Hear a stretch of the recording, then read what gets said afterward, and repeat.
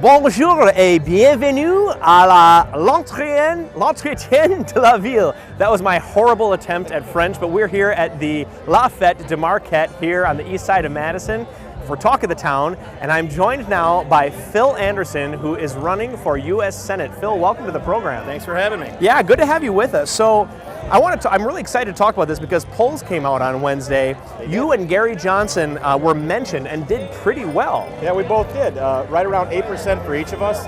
And it's actually sort of ironic, or maybe coincidental, that it's the Marquette Law School poll that came out, and here we are at the Fête de Marquette, so maybe that's a little coincidental. Yeah. But it's a big deal because we both are doing very well in the polls in very tight races, and so that gives us a bit of a head start on name recognition, which is always a challenge for non-Democrat, non-Republican candidates. Yeah, the third-party candidates. And how, so that's an important thing to be able to be mentioned in the polls. It is, because if you're not mentioned, that tends to suppress people's recognition of your name. And when you are mentioned, that people understand, rightly so, that you're a viable option. I mean, we're going to be on the ballot. That's already been decided and figured out. So it's only fair that libertarians and anyone else who's on the ballot gets mentioned in the polls. Yeah. It's important to acknowledge that, because the polls are for information, but also for outreach.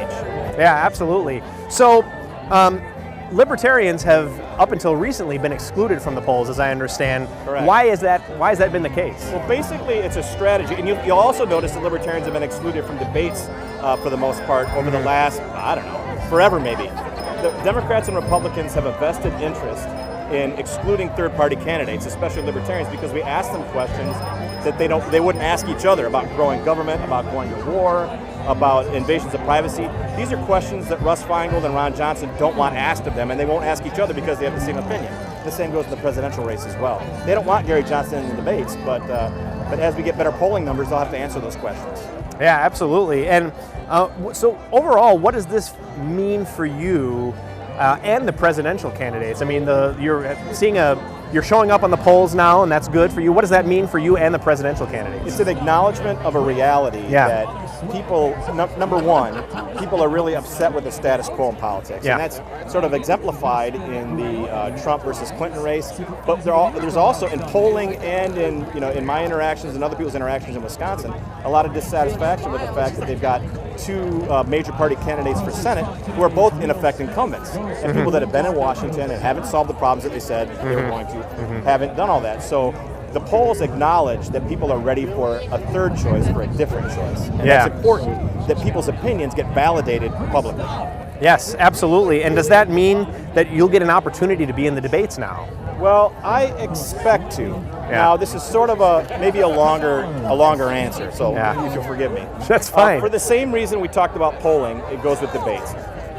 Libertarians, Green Party candidates, socialists, everybody's been pretty much excluded from debates up until this election cycle.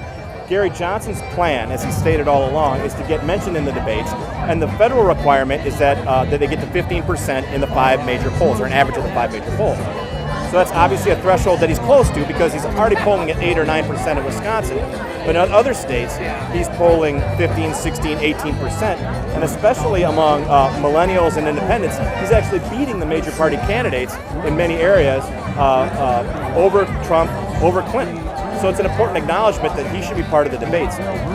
For us, here, our getting into the polls is really important, but also an acknowledgement that when you look at Feingold and Ron Johnson's numbers, they're very soft. So there's a certain amount of people that haven't decided haven't decided at all, but also among their supporters, there are people that still want more information, or aren't sure if they're going to vote, or reserve the right to change their vote, and that's all because of the political atmosphere that we're in as well.